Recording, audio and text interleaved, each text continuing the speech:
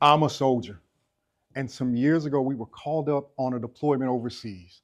Now, in order to prepare for this, we had to do something called resilience training. Resilience training is where they ask us to share different stories so we can help each other overcome during the time that we're deployed. Well, during this time, a senior leader stood up and shared her story. And she started her story with how she endured within her first year of Army service a brutal assault. She talked about how she had to endure the mental, physical, and emotional pain and years of turmoil. She talked about flying across the country, dealing with the legal ramifications for this for 2 years. She was very vulnerable. She was very transparent. But there became a shift after that as she talked about how she really went on to enjoy her 25-year military career. She talked about how she got a chance to see different places she thought she'd never be able to see. She talked about having the opportunity to teach and lead soldiers on missions that she was so proud of.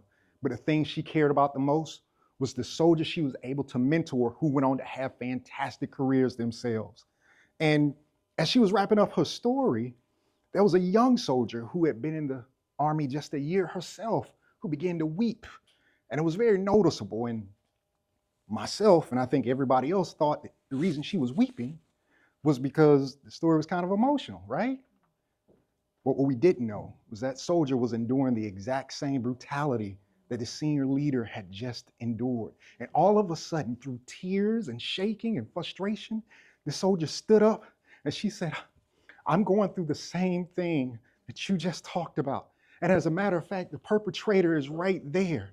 That person was in the room.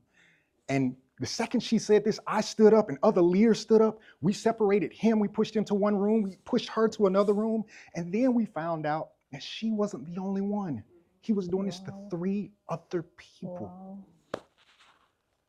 I can remember sitting in my bed and going, my God, I discounted how powerful her story was. And the reason I did that was because I didn't understand that the story was going to give this young soldier the ability to walk away from her abusers and end all that trauma for not just herself, but for 3 other people we never even got a chance to know. This all from a senior leader willing to tell her story.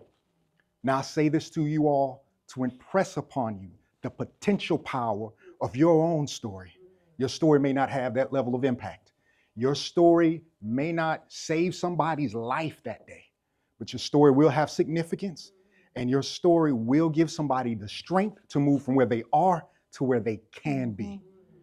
Now, I was so enamored by this because this was one of the most powerful stories I'd ever heard that I did a little research and I found that science said there's a thing called neural coupling.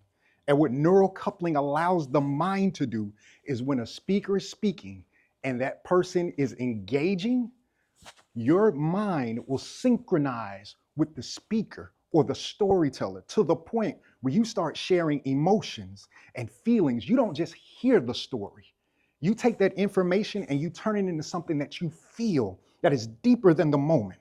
That's something greater than just information to be processed. It is something that lives inside of you now because of that story. And now that I've shared with you the power of your story, I want to share with you 3 ways to be able to tell your own story. That first way to do that is called an origin story. Origin story is just the story of where you came from, how you got to where you are. Origin story is designed to help you build trust and show your humanity. Origin story might start something like this. I was really frustrated coming out of this meeting, but I knew that if they knew how I got started, they might do the same things I've done. Origin story. The next story is called a mirror story. Now, a mirror story is just to help people feel seen and shared and help them have shared experiences. With those shared experiences, it's going to help people understand that you are like them. A mirror story might sound something like this. You ever felt like your kids weren't listening to you? Let me tell you about the night I realized my kids weren't listening to me either. So that is to help people feel seen.